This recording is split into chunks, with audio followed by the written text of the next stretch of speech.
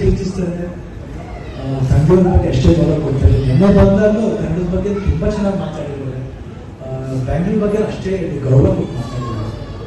ನಾವು ಅವ್ರನ್ನ ನೋಡಿ ಬೆಳೆದವರು, ನಾನು ಅವ್ರ ಅಭಿಮಾನಿ, ತುಂಬ ದೊಡ್ಡ ಅಭಿಮಾನಿ ಅಂದರೆ ಹೇಳ್ಬೋದಲ್ಲ.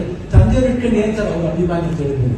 ಈ ಮಾತಿಗೆ ಏನು ಹೇಳ್ತಾರೆ, ತಂದೆಯವರು ಫ್ಯಾಮಿಲಿ ಆಗ್ತಾರೆ, ತಂದೆಯವ್ರ ಸ್ಥಾನ ಬೇರೆ. ಆದರೆ ಕಮಲ ಹಾಸನ್ ನಾನು ಕೂಡ ಸ್ಥಾನ ಬೇರೆ. ಯಾಕಂದ್ರೆ ನಾನು ಇನ್ಸ್ಪೈರ್ ಆಗಿದ್ದು ಅವರಿಂದ. ನನ್ನ ಒಂದು ಫೇವ್ರೆಟ್ ಆ್ಯಕ್ಟರ್, ನಿಮ್ಗೆ ಹೇಗೆ ಫೇವ್ರೆಟ್ ಆ್ಯಕ್ಟರ್ ಇತ್ತು, ನನ್ನ ಒಂದು ಫೇವ್ರೆಟ್ ಆ್ಯಕ್ಟರ್. ಖಂಡಿತ ಅವ್ರಿಗೆ ಗೊತ್ತಾಗುತ್ತೆ, ಅವ್ರು ಖಂಡಿತ ಅದಕ್ಕೆ ಏನು ಕೊಡಬೇಕು ಅವ್ರು 100% ಏನೋ ಕೊಡ್ತೇವೆ ಅನ್ನೋ ಭಾವನೆ ನನಗಿದೆ. ಯಾಕಂದ್ರೆ ನಾವು ಸಮಾರಂಭಕ್ಕೆ ಹೋಗಿದ್ದು, ನಮ್ಮನ್ನು ಗೌರವದಿಂದ ಕರೆದಾಗ ಹೋಗಿದ್ದೀವಿ. ಅದು ಏನಾಗಿದೆ ಅಂತ ನಮಗೆ ಗೊತ್ತಿಲ್ಲ. ಬಂದು ನೋಡಿದಾಗ, ನಿನ್ನೆ ಬಂದಾಗ ಇಲ್ಲೇ ಇದ್ರು, ಎಲ್ಲಾದ್ರೂ ಮಾತಾಡ್ತಾ ಇದ್ರು, ಇಲ್ಲೇ ಕೇಳ್ಬೋದಾಗಿತ್ತು ಎಲ್ಲರೂ.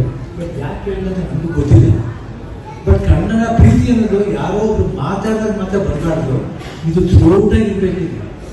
ನಾ ಚಾನಲ್ ಹೇಳ್ತಾ ಇದ್ದೀನಿ, ಬರೀ ಈ ಸ್ಪಾಟ್ ಬಂದಾಗ ಮಾತ್ರ ಕನ್ನಡನ ಚಿಕಿತ್ಸೋದಲ್ಲ. ಕನ್ನಡ ಚಿಕಿತ್ಸೋದು ಇವತ್ತಲ್ಲ, ಯಾವಾಗ ಚಿಕಿತ್ಸಬೇಕು. ಅದು ನಾವೀಗಲ್ಲ ಕನ್ನಡಕ್ಕೋಸ್ಕರ ಹೋರಾಡ್ತೀವಿ, ಸಾಯ್ತೀವಿ. ಬೇಕಾದ್ರೆ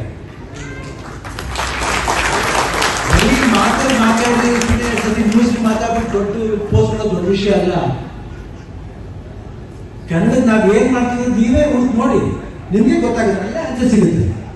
ನೀವೇನ್ ಮಾಡ್ತೀರ ಕನ್ನಡ ಸಿನಿಮಾಗೆ? ಬರೀ ಸ್ಟಾರ್ ಸಿನಿಮಾಗಳಿಗೆ ಮಾತ್ರ ಪ್ರೋತ್ಸಾಹ ಕೊಡೋದಲ್ಲ, ಹೊಸಬ್ರಿಗೂ ಪ್ರೋತ್ಸಾಹ ಕೊಡಬೇಕು.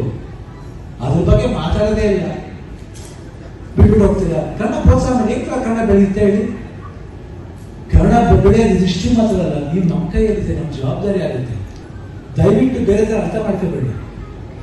ನಿಮ್ಮ ಮನಸ್ಸು ನೀವೇ ನೋಡ್ಕೊಳ್ಳಿ, ನಾವು ಮಾಡ್ತಿರೋ ಸರಿನಾ ತಪ್ಪ ಅಂತ ನೀವೇ ನೋಡ್ಕೊಳ್ಳಿ. ಅವಾಗ ನಿಮ್ಗೆ ಅರ್ಥ ಆಗುತ್ತೆ, ನಿಮಗೆ ಉತ್ತರ ಸಿಗುತ್ತೆ.